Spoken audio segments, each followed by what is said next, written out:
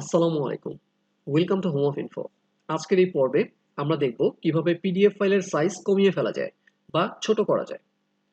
তো ডেস্কটপে আমার একটা পিডিএফ ফাইল আছে। সো এটাকে যদি আমরা দেখি, এটির সাইজ হচ্ছে 2.99 মেগাবাইট। সো আমরা এটাকে 1 মেগাবাইটে নিয়ে আসবো।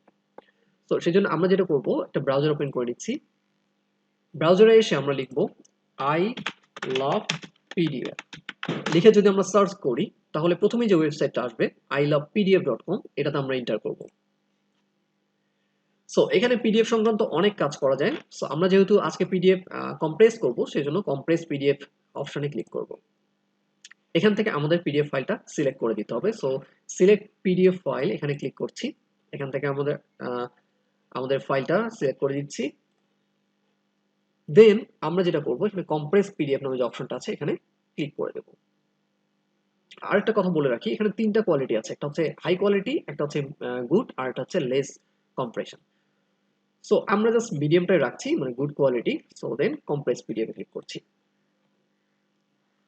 সো কম্প্রেস হচ্ছে,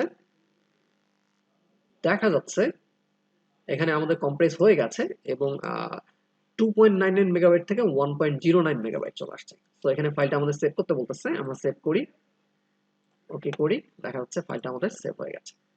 সো এখন যদি আমরা দেখি, এটার সাইজ হচ্ছে 1.08 মেগাবাইট।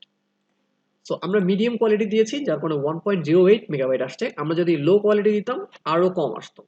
সো এভাবে আমরা পিডিএফ ফাইল কম্প্রেস করতে পারি। So thank you for watching. ভালো থাকবেন সবাই। আল্লাহ হাফেজ।